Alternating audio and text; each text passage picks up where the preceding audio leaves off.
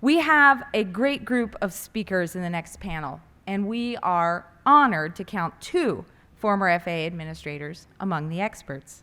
Throughout today and tomorrow, we'll certainly talk a good deal about pilot workforce and how we can safely welcome more pilots into our industry. But when it comes to flight training, the question we should be asking ourselves is whether we're training pilots the best way we can for today's flight deck and tomorrow's. Our next panel will take a deep dive into just that, how pilot training has evolved and how it must continue to evolve to ensure the next level of safety. Leading this panel is Pilar Wolfsteller, an accomplished reporter and the America's Air Transport editor with FlightGlobal. Pilar is a pilot and has extensive experience with Bloomberg and Reuters. She's reported for more than 50 countries. Pilar, thank you for taking the time to be with us. Pilar is getting mic'd. Well, and I found that now what I'm going to do it's called stage banter as our panelists come up. But I thought that last panel was very helpful, and it was really good to hear everybody talk about bipartisanship. And I think that's something that if we are going to get an FAA reauthorization next year, that will be the key. I am now going to turn the stage over to Pilar, who will introduce our panelists. So thank you very much. Please join me in welcoming Pilar.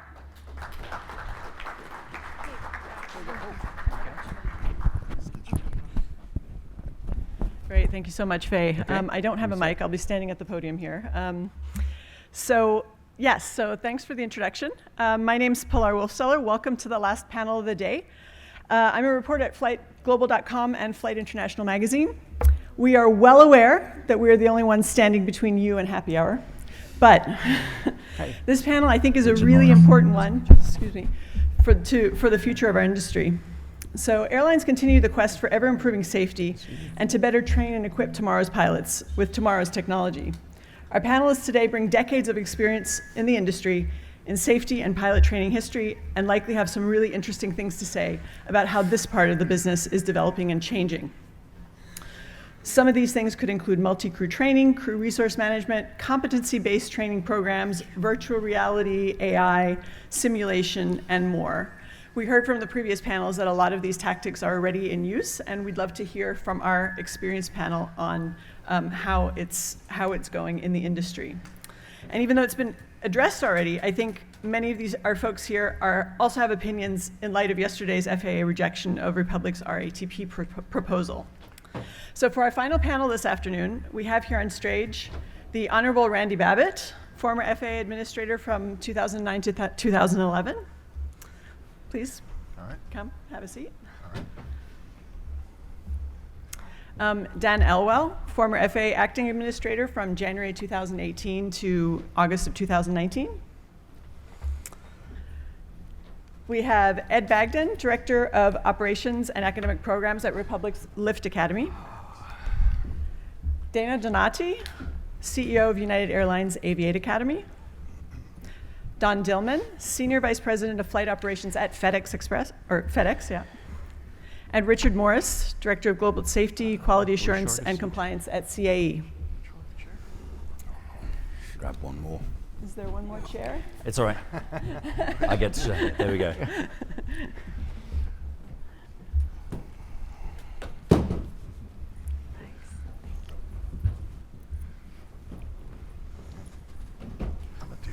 Shift on in. Full stage. There we go. You in the overrun? Yeah. Perfect. Everybody move. We good? Everyone good? Okay, let's get going. So we've heard from other speakers about the pilot shortage and the reasons for it, and there's a lot of very strong opinions. Great topic to get people's blood to boil, the 1,500-hour rule. And while the 1,500-hour rule and its applicability to commercial aviation has gotten a lot of attention, and I'm sure we will talk about it in the next hour, I want to shift the discussion to talk about what other tools the industry as a whole and individual companies are using to fulfill the 2 parallel goals that I think everyone is interested in keeping and striving towards, and that is producing more and better trained pilots and thus maintaining a very high level of safety. We have the safest aviation system in the world, and that's something that we should be proud of and we want to keep. So I'd like to just throw out a pretty broad general question to everyone to kick off the discussion. I mean, What do you guys see as the #1 priority to improve or transform how pilots are trained in the USA today? So can we start off with the Honorable Randy Babbitt? Thank you. I think the most important thing we could probably tackle is appreciating, and it's been mentioned here more than once, but there's a difference between simply accruing time and accruing quality time and being exposed to a lot of things that you're actually going to encounter as an airline pilot. You're going to be in icing, you're going to have wind shear, you're going to have lots of things, you're going to slide on runways, and you need to be exposed to those things. And we have the technology today, and I would think that increased use of simulation to expose people to all of those things is going to be beneficial overall to the industry, and at the same time give you exposure so that when you do go out into that world, this is not a surprise. Someone told me a long time ago when I was a young pilot, a good pilot is never a surprise pilot, and that's what we want to make sure. They're just not surprised. I've seen this before, I know how to deal with it, and I think that should be a goal for all of us. Thank you. I agree with everything Randy said, and I would add that I think it's important that we get off this sort of either or, quantity over quality discussion. It's a melding of the two.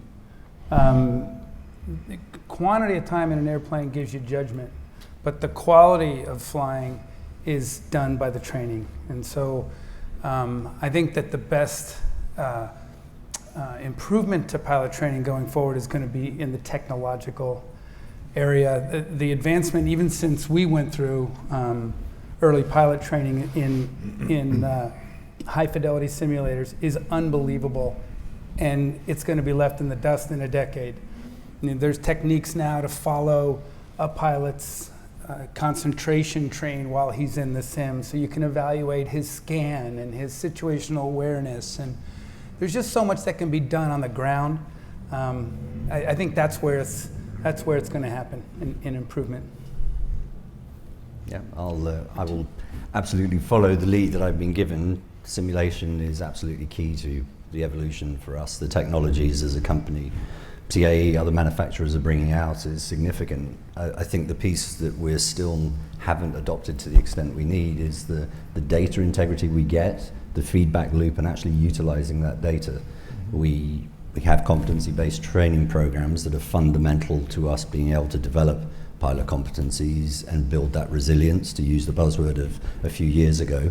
But the reality is we're still at a training standpoint where we miss that feedback loop from line operating experience, and we haven't yet been able to master the ability for data integrity and those competencies to follow a pilot transitionally through their life as a professional aviator. So I think there's simulation absolutely, and I think the other part is our ability to now utilize the information we are garnering. Go ahead. I certainly agree with the other panelists. Am I coming through the mic? Great.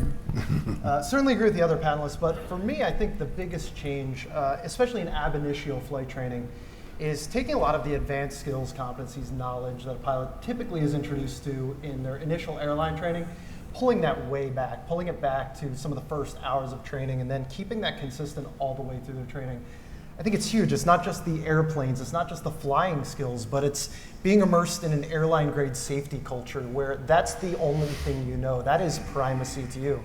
And I think that's huge. It really develops a pilot that, when we're talking about short upgrade times, right, maybe sub 2 years in the regional sphere, preparing that pilot with those advanced skills, knowledge, competency as early as possible leads to the best outcomes for us and for our industry. Dana? And I would have to go along with what everybody else said.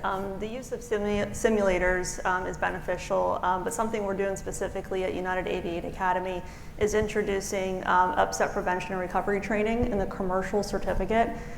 This type of training, which comes at about a $4,000 price tag, is not passed on to the student.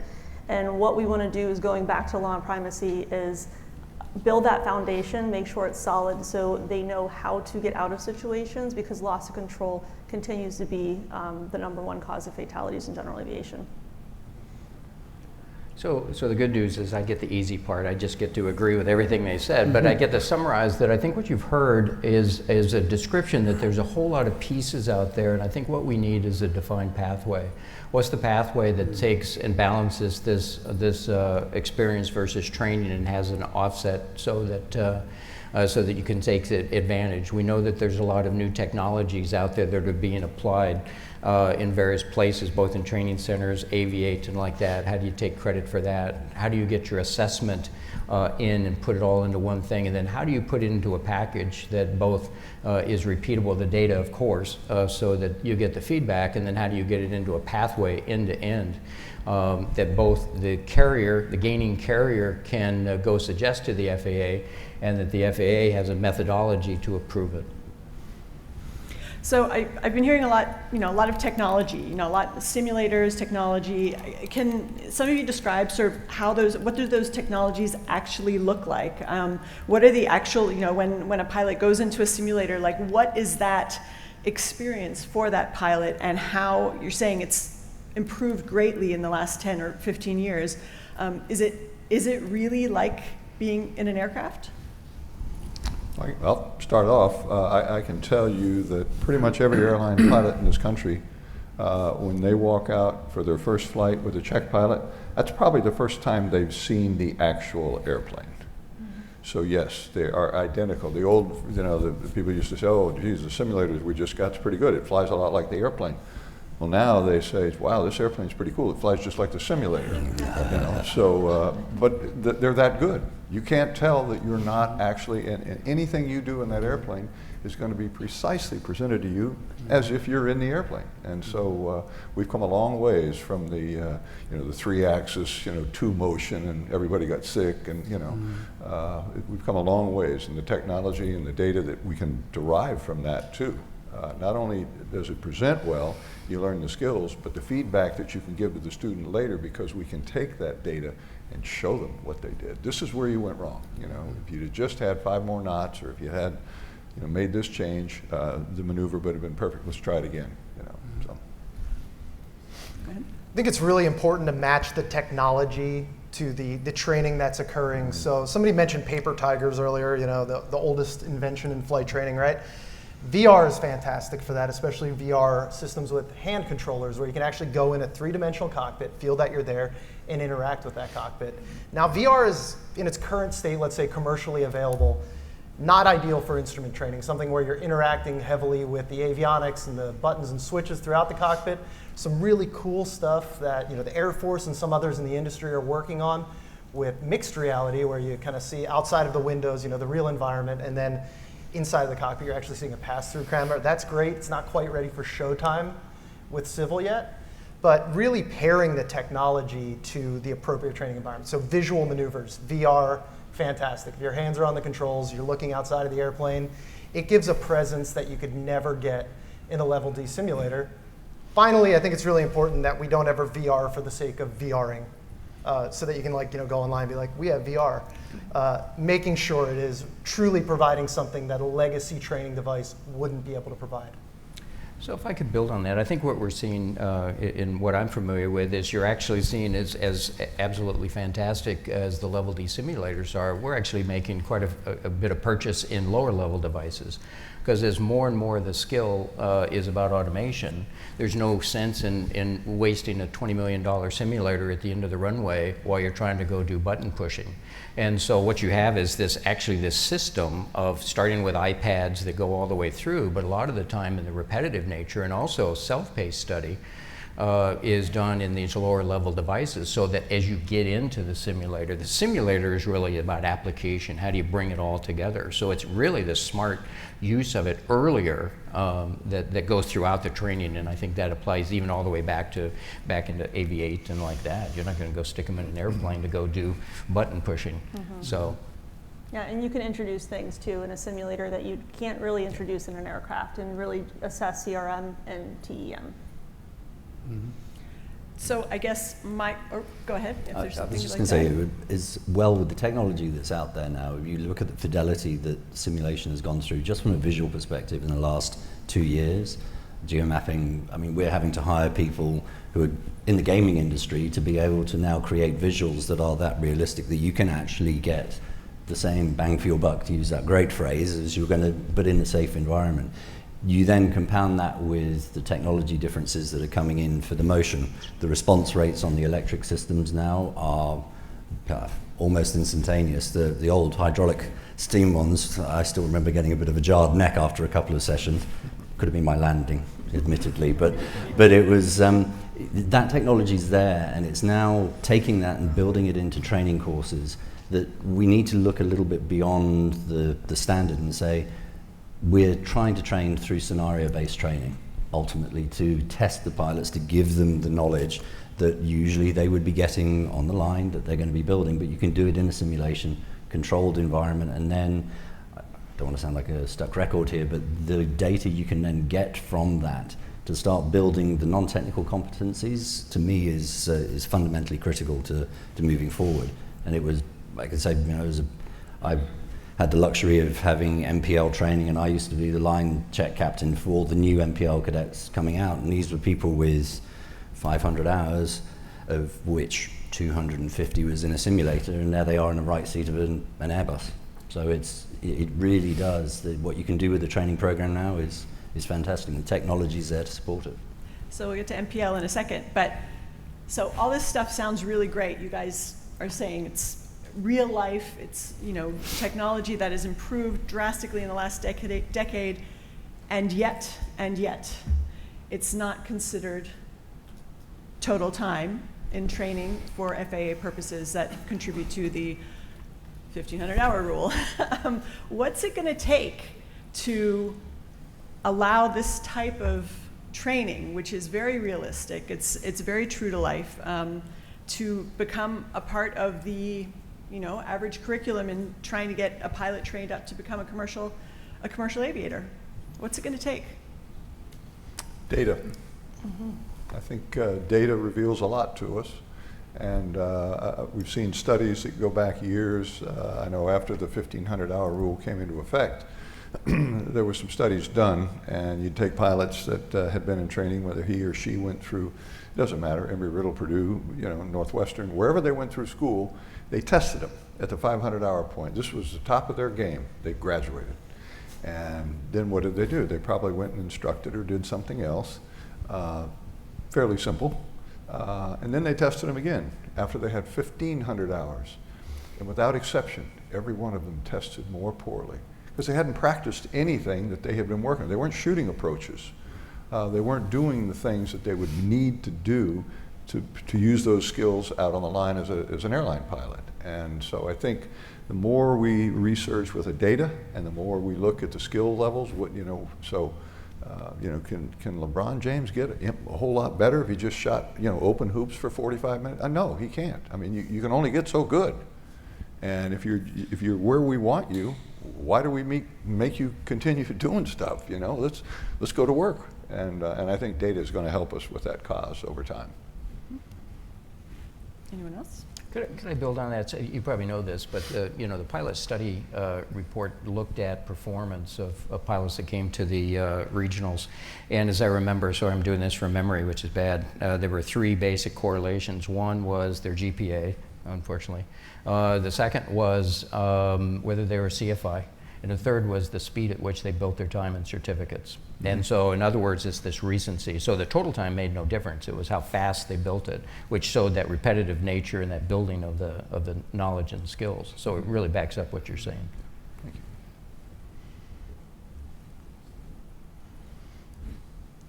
Anyone else want to comment on? No? Well, there has to be, look, we all know what, well, I guess, put it this way, we all have our own experience about getting to where we got in flying, or getting to where we got training flyers, and yet this industry cannot seem to get together in a room and agree on what gets us there. If we're not able, as an industry, and of course I'm talking about ALPA and airlines and GA and business, and everybody get together and set the conversation so we're talking apples to apples. We talk past each other all the time. And then we point to the hill and we say, well, in the next reauth, we ought to get this or get that. I think we owe it to the flying public and to the staff and the members on the Hill to come to them with apples. They, at the end of the day, they're experts, but they're lay people, and we need to come together with making some real hard choices and real decisions based on data, based on improving technology, and based on flying, not politics or anything else. So who's going to decide which apples? I mean, you say everybody's saying something has to change, but it seems like we're talking in circles all the time. Yes, there's individual organizations that have a different opinion, such as ALPA, but I mean, it seems like we're just going around in circles, and somebody needs to take the lead. Okay, so I'll clarify. When 1,500-hour rule came about, that was a fairly arbitrary number. There wasn't a lot of science behind it, right? And there was about as much science behind 1,500 as there was about 750 if you were all military. So let's dive into that. What does that mean? Why was that decision made? What is it about getting all your time in the military that makes you equivalent to 1,500 hours in any other way? Or 4 years in an accredited university, puts you at 1,000. And I think if we can collectively define that, now we can go to qualified training programs, we can go to enhanced training programs, we can start talking about, I think we've been talking a lot about sims. I think for the value you get in a sim with the quality they have today, with an instructor watching you, the ability, as Randy said, to look at the tapes and to know exactly what you did. Heck, you should count a sim hour 2 times, 3 times what beating the pattern. Right. I mean, let's have a real serious discussion about that. And are we any closer to defining that than we were maybe 10 years ago? Are we closer to that? Yes. There you go. So, thank you, nice setup. Part of the reason I was invited to be here is I'm what's known as the industry chairman of a group called the Air Carrier Training ARC. We've been in existence since 2013, and one of the things set of recommendations that we made to the FAA was a thing called EQP, Enhanced Qualification Program, which basically we were tasked by the FAA to go try and define this. And put together as a set of what would it look like, what does it, what should it consider, and it started with the idea of what does high quality military training look like, and so while it doesn't try to replace, it said what were the elements that make that successful?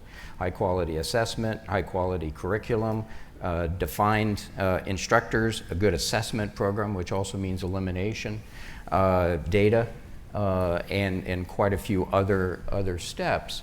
And so, and anyway, if anybody is not familiar with it, you can Google ACT-ARC.FAA, and the recommendations are there. They were done in 2016. But the point is not to push that, but to say there is a methodology to go have the discussion to say what are the things that we should probably, a system like that should look like. And where does that discussion begin, and how do we go move forward on it? And I think just in closing, I think the other thing, we have 2 examples here of what's changed since then, is we've had the innovation of industry that said, listen, government, you go figure this out, but you've got Aviate, you've got the Lift Academy, and you've got other collaborations that are a major piece to say we're going to put our money where our mouth is. Because it's EQP, one of the major also aspects of that is we think there should be a carrier, an air carrier at the end who's going to receive this, that has a stake in the oversight of this thing from beginning to end, and what should it look like. And that's, I think, what you see the beginnings of with these recommendations. And so I think that the pieces are we're starting to see an innovation. It's how do we put that together in a form that the FAA then can approve. So the Aviate Academy and Lift Academy, you're like he said, you're starting to move in this direction. Can you talk a little bit about what you're doing differently than has been done before in the past? Sure. At United Aviate Academy, which I would say is probably similar to Lift Academy, we do go through those series of assessments. So every applicant coming through has to take assessments. They have to go through an interview process. They have to, make sure they're getting a first-class medical. Then once they enter in training, they go through a week of basic indoc that mirrors United Airlines. They get all of their materials, and then we put them through 1 week of simulator training, 1 week of ground school, and then we introduce them to the aircraft. Our curriculum was built by United pilots. Our training program is standardized. Our CFIs are standardized by United pilots. So it's heavily influenced by the airline, which I think is different than your standalone flight schools or your Part 61 flight schools. That's great. I mean, general aviation training is by its nature general, right? And I think the big differentiator for programs like Lift and Dana's program are that they are, paired and coupled to an airline, right? When we started manual development at Lyft, for example, we started with the Republic Embraer SOP and walked it back to single pilot resource management and in a DA-40, not in an Embraer. The safety software that our pilots use is the same exact software that Republic pilots use to submit the reports. It's really all of these enhancements. I mean, we could list them. There's many, many, many enhancements to our training that go above and beyond the minimum standard that was established by the FAA and the ACS. And even going back to the conversation we were having about sim hour credits, I sure hope we can get to a point where we get that. But regardless, we're going to procure those devices and we're going to use them because they make training better, they make pilots better, they transfer knowledge more efficiently and ultimately lead to safer outcomes, which is what we're working towards here. So I really liked a lot of those points you shared. Somebody should put those together into a document. Yep. Things that the ARC put out there. Yeah.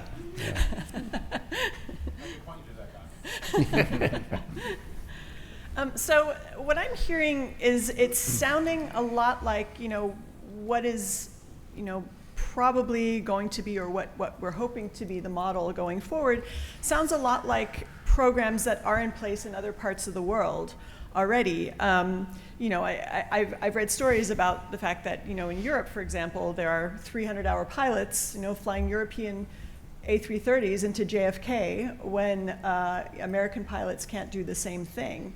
I think the premise of the entire training program is a bit different because there's a sort of a mentorship element as well. That 300-hour junior pilot is flying with a captain who has maybe 25 years of experience.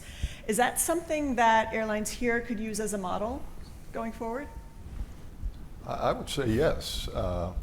Remember a couple of interesting things. Number one, just as a side note, ICAO is being approached by the Europeans to give credit up to 400 hours of simulation time. We currently have it capped at 200, and in this country, we cap it at 50 hours. 25 in your commercial, 25 for your ATP. That's it. Well, Europe, you're thinking about a carbon footprint, you're thinking about a lot of things, but the most important part, those pilots are going in a multi-pilot environment. They're learning to fly with another crew member. They're going to have cockpit resource management issues. They're going to have exposure to all sorts of things in the simulator. Everything that they're going to encounter as an airline pilot, they're going to be exposed to in this training profile, as opposed to, boy, you sure do a good chandelle, that was beautiful. Can you do one to the left now? You're not going to do chandelles at an airline, or you won't be there long. But the whole point is train for what you're going to do. And I think, I had the displeasure of doing about 6 hearings right after Colgan, and the general consensus was around 250 hours, you're good to be a commercial pilot. Let's give you another 250 and make you an airline pilot. And that was the thinking at the time during those hearings. And suddenly, boom, this new number came out of the sky, 6 times what it had been. And I remember answering a question, and it's a big mistake to ever make a flip answer when you're sitting in Congress, but a senator asked me, he said, you just described somebody who, went to Purdue or went to Northwestern or Embry-Riddle, and they have 500 hours, and you seem to think that's sufficient. And I said, I do. And he said, you don't think that if that pilot got another 1,000 hours, they wouldn't be a better pilot? My answer was, 1,000 hours doing what? What are you going to teach me now? I'm just going to be by myself and tell you that I just flew 1,000 hours and now I'm better? I don't buy that. I didn't then, I don't now. I think the key is that you bring up the topic that these programs are already in existence in other parts of the world, and it's true. A couple of the things I love about your two programs is some of the elements that MPL brings into it is that cultural indoctrination of the end airline. I mean, that's fundamental to any MPL program, and it changes the dynamic from the beginning, because then the course is tailored.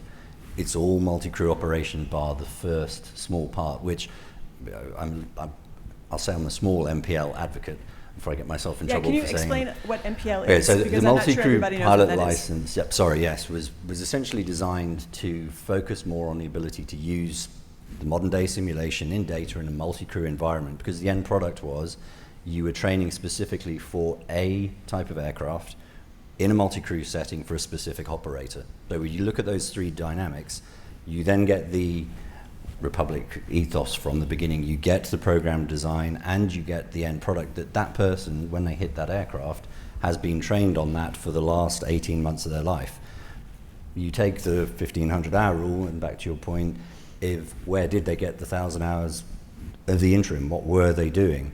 These courses were designed to give them 3 days a week in a simulation preparing. That's 12 hours of fully fledged reviewed time to build those skills.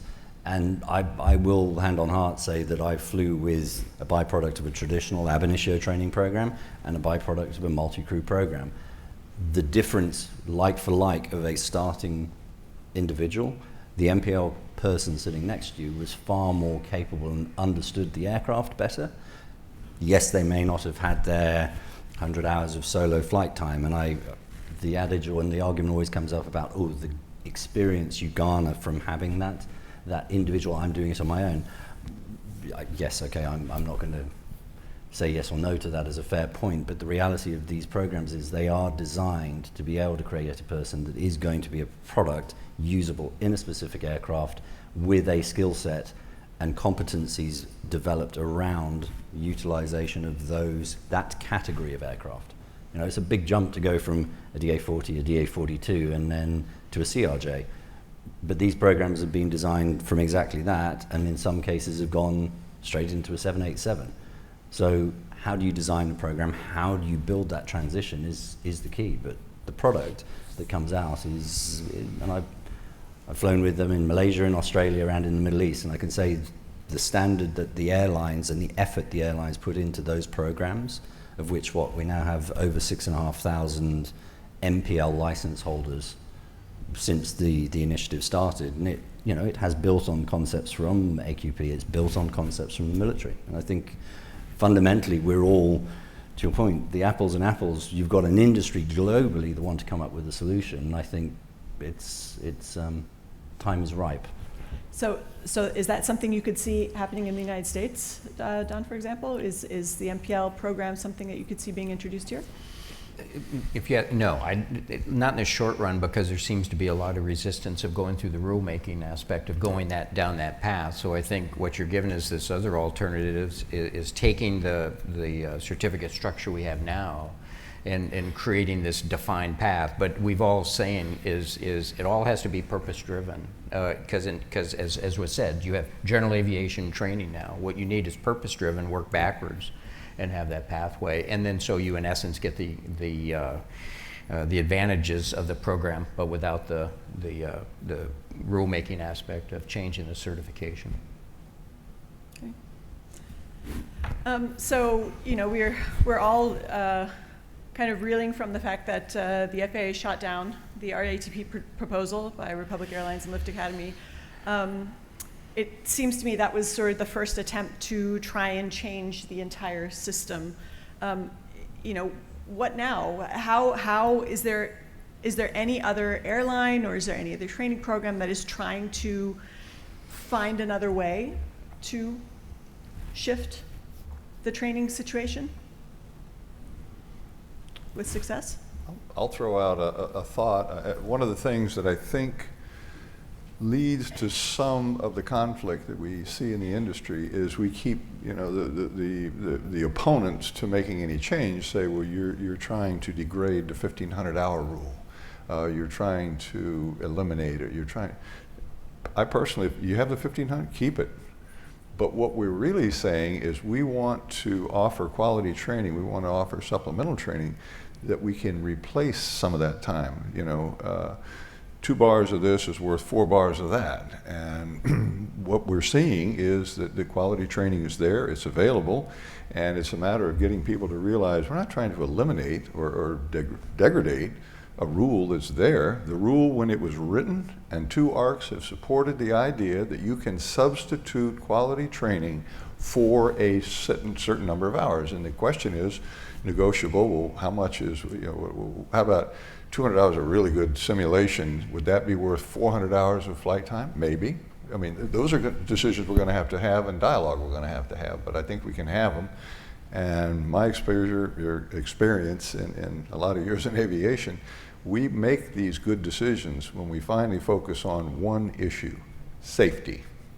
And is that rule making things safer, or could we make it even safer with alternative training means? And I think the answer is we can make it safer with alternative training means. So. Yeah, I would say that, you know, I can't speak for United. 1,500 hours is not really something that we're looking at, but when it comes to the quality of training, even the FAA fits curriculum. I mean, that's something that a lot of schools don't do because it costs money.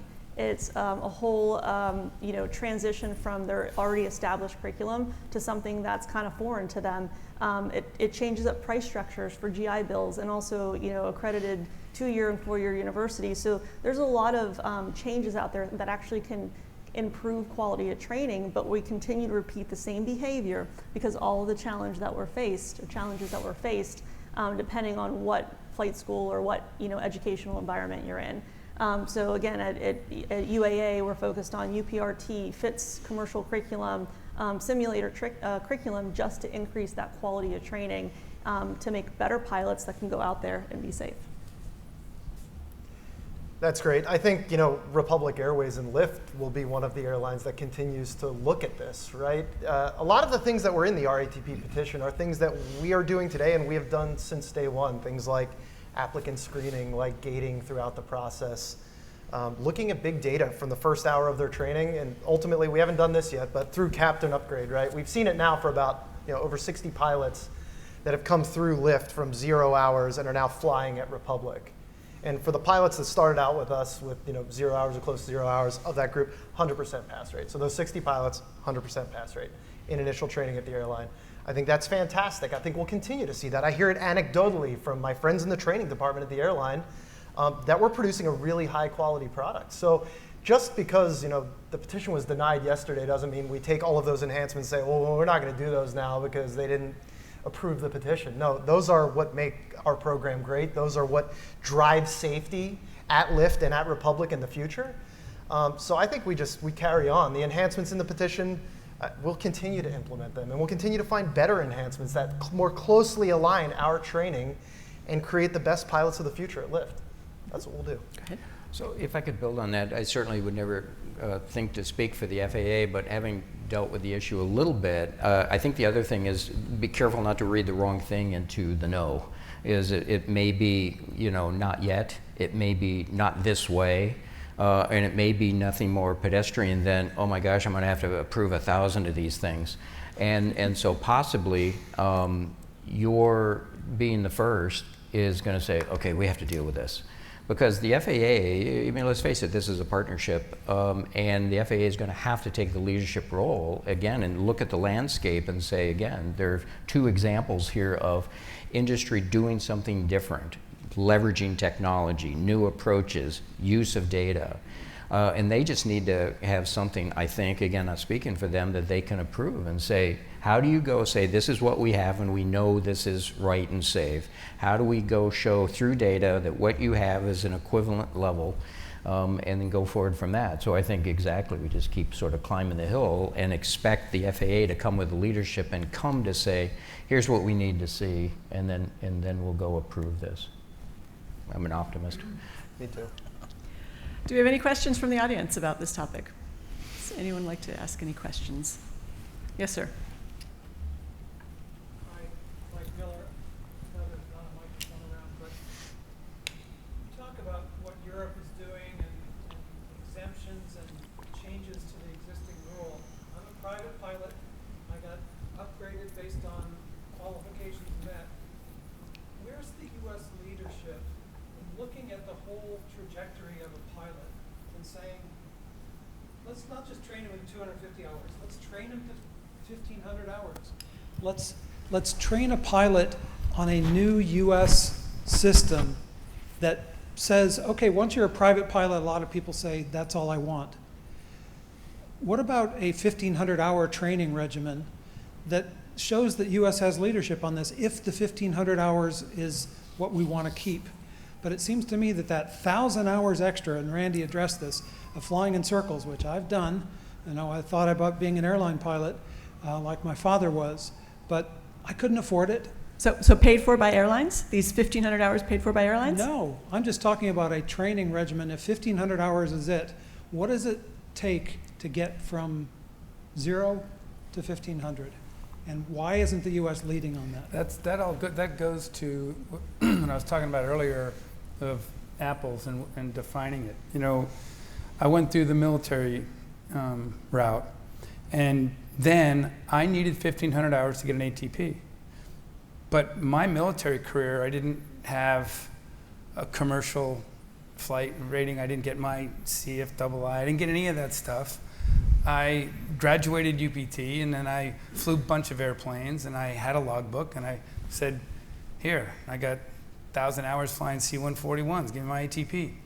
So break that down. Well, you know, what was that, you know, up to the 1,500 hour point? And then ask, does it have to go to 1,500 hours? Well, oddly enough, years later, we decided, no, 750. Wish I'd known that. Or had that when I was in the military. But, so what, you know, that's a great question about having something standard that gets to that 1,500 hours. Because in the civil, and you guys have to tell me, but in the civil structure, how many hours is there between your last rating and then getting to go to an airline? And to Randy's point, that's a lot of time flying unstructured hours, just flying hours, which goes to the judgment piece, goes to you get judgment with time, but it's not structured to see that whether you're qualified at 800 or 500 or maybe not at 1,500. Well, imagine a corollary in medicine would be to say, I'm going to create the surgeon, right? And to become a surgeon, you do operations with senior surgeons, and you practice, right, on people. And then we say, now that you've completed your surgical training, we'd like you to go be a general physician for 3 years. And when you're done with that, then come back. And do we let them go do surgery then? Do you think they remember how they did the surgery? I mean, that's kind of what we're telling these kids to do. Go get a commercial license, and then stop that quality training and go out into the world and do stuff. Mm-hmm. And after you get 1,200 hours of doing stuff, then come back to us and we'll see how you do. So, but I did want to just illuminate the audience. I'm sure maybe because you're in the belly of the beast when this was all being discussed, I heard some of you guys say, we're not sure where 1,500 hours came from. There's actually an answer to that question. It was asked, well, what do we require captains to have? Mm-hmm. And we said 1,500 hours. And they said, well, why don't we just make that the standard for the FO? Without filling in the blank of, well, how did those FOs get the 1,000 to 1,500 hours that they needed to qualify as captain? Well, they sat next to a captain and earned that time. Right. And that's the element that nobody wants to go back and reflect on. That there has always been a nature in this industry where the captain was mentoring and professionally developing the first officer. And we've taken that away. We've said, now, we don't know how you're going to get professionally developed. We don't know how you're going to get mentored. And we know it's going to be really expensive, but we want you to go figure that out on your own. Mm-hmm. Right. So there's that big elephant in the room that I wanted to talk about is the financing, right? I mean, it's 1,000 hours or 1,500 hours or 1,250 hours of how are we going to pay for those hours? I mean, are there any kind of financing models? I know that United Aviate has a cooperation with a bank or with a couple of finance lenders who will help support that, but are there any other great ideas on how to finance that, or should the airlines finance that? I mean, for United Aviate Academy, United has done a great job in partnering with JP Morgan Chase and then providing scholarships to all the nonprofit organizations. With that, we have 3 lenders, And then several of our students are self-funded as well. So there's a variety of options, but that's just for the 7 certificates. That gets you to about 250, 300 hours. So once they get to that mark, now they have to go and find employment. Part 135, Part 141, Part 61, but there's not a lot of options to build that time. And if I could just highlight one thing, you mentioned that for the last 1,000 hours, you're assessing judgment, that's where you get your judgment, but I would question who is monitoring that judgment. Because, as a startup for United Aviate Academy, I've had to go out and look for flight instructors to come to UAA to flight instruct. And I turn away 50% of our flight instructors because they're not making the best, judgment calls in the interview. So if you're not being monitored and you're just doing the same bad habit over and over, then you're getting a bad 1,500-hour pilot. Yeah, there's an old adage, practice makes permanent, and that's all. The other reality is, I would venture to say, I don't care what training you had, you're going to go to finishing school your first year on the line with airline pilots. You can have all the practice you want, but until you go out and work with dispatch and work with thunderstorms and yep, the old graybeard is sitting over there, but that's where you're going to finishing school, and you can't replicate it. I'm sorry. Yep. So we've got 5 more minutes, and I have one final question before we end to everyone. We've heard that the techniques and the technology has improved greatly in the last decade or so. Can I just ask you all your thoughts on how you see pilot training evolving? How will it look different 10 years from now than it is today? Don, can we start with you? Well, I mean, some of it I think is obvious. It's going to be more integrated in simulation, and I think you're going to find, because I know there's some programs out there right now with just desktop simulations that can drive looking for aptitude and build skills into the high school level. And so you can drive this all the way down to that level, but obviously it has to do with, and somebody I think said it, 2 hours in the sim versus 1 in the airplane, or 3 in some kind of device for the airplane. And that's where it's going to go. It's just how do we take credit for it? Dana? Yeah, I would agree. I think a more airline-oriented training, there's going to be more specific bullet points to training and meeting those requirements. And I also agree that working with younger students, specifically with the FAA Workforce Grant, there's more opportunities to educate them earlier on before they graduate high school to prepare them for that career. Yeah, I mean, I agree with the technology part, and I'm going to also kind of echo what Dana said, which is that we need to do more mission-focused training, where a training program is tightly coupled to that of a specific carrier, where you're training culture alongside procedure. And you're really creating that airline pilot. Indoc doesn't start after your 1,500 hours. It starts on hour 1. And I think that it makes such a profound difference. I've seen it with my own eyes. I see it every day. And I just want to throw it out there to any industry folks, regulators, lawmakers that are here. Please come visit us in Indianapolis. Come to Lift Academy. If you're ever in town, find me, call me, email me, and come see us and really witness what we're doing there. Put your hands on it, meet the students. And I think you would find it to be a extremely illuminating experience. And I think that we'd have a lot of cheerleaders in here if you had the opportunity to come and see it yourself. I think there's going to be an opportunity that we haven't had for a while when it comes to training. And it was mentioned in one of the presentations earlier. You're about to get a new segment in aviation travel with eVTOL starting. And the technology change that's going to force, because of the financial equation that goes with making it a viable proposition, you're going to see things change that I don't think we can, we sit here and talk about augmented virtual reality today. And we know it in the context of the aircraft we've got operating and flying. But I don't know about you, I look at some of the unique designs of some of the equipment that's out there, and it's going to require a completely different approach to training, because you're now asking for a dynamic and creating something that doesn't exist in the portfolio of travel options today. So when it comes to it, yes, the simulation, the competency-based development is fundamental to making a professional aviation pilot, but that as well, combined with everything we've talked about today, is going to be a catalyst for change. And I do see simulation changing from our big box $20 million piece of equipment to lower fidelity simulation in terms of what you can do with it, but being more readily available for use. That's about. Yeah, I don't have much to add, and again, going back to my military, that's where I got trained. We've often looked to the military. Obviously, we've been talking about that. We did a pilot supply seminar at National Airport some years ago, and Heather Wilson was Secretary of the Air Force at the time, and she described, Don and I were talking about this earlier, when I went through pilot training, you sat in a rudimentary box for the simulator, maybe 2 sorties, and then you did 10 out in the operating area in the airplane to, really cement that box training. The Air Force has flipped that. You're going to do 8 or 10 sorties in the sim and do 2 in the airplane, and that makes perfect sense. It's what we've been talking about, and that's what we got to start doing on the civil side. But I think it's going to be light years beyond that within a decade or two, and the things that you're going to learn and the technology in the sim and then in the airplane. I mean, we're not too far away from the dreaded single pilot operation.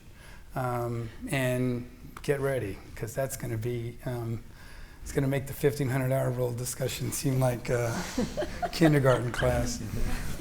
And I think that's why I go back to eVTOL coming is going to trigger a lot of that automatically. It's what you've created something where, sorry, I'm stealing your thunder here, but it's that moment of, we can't stop. I know, but it's changing the discussion and forcing an issue to come to light now that we've all been talking about. Sorry, I interrupted. I think the big change that you're going to see right now, we have all of our flight training curriculum assumes that everybody is going to go from 0 to a commercial pilot license.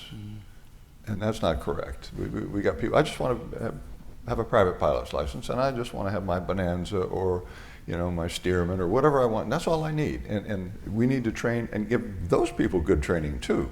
But we've got this sort of one size fits all, and I think we're going to put some gates a lot earlier that, okay, you need to take the next turn off because you're going to be an airline pilot. And if that's what you want to do, you need to go down this road. And you're going to get multi-pilot, you're going to get crew management, you're going to get all these different things that are going to be different. And why should you learn all this stuff? Why should somebody who's going to medical school spend 2 days in aviation maintenance? I mean, it's a waste of their time. So train them for what we're going to do. And whether it's GA, whether it's just a commercial license and I'm going to fly for Caterpillar Tractor and their King Air, or I'm going to be a pilot for United Airlines. Each of those requires different training, and I think we need to recognize that. Wow, this has been great. Just alone this last round would have thrown up a whole bunch of new questions for another hour of discussion. And might I say, Randy, I love doing chandelles for my commercial pilot training. I mean, that was the most fun maneuver ever. Yes, it is a fun maneuver. Yeah. Great. Well, I want to thank all of our panelists here for this interesting discussion. I learned a lot myself. Thank you all for sticking around until 5 p.m. And I believe Faye has a couple more words before we can break for happy hour. Thanks so much. Thanks, everyone.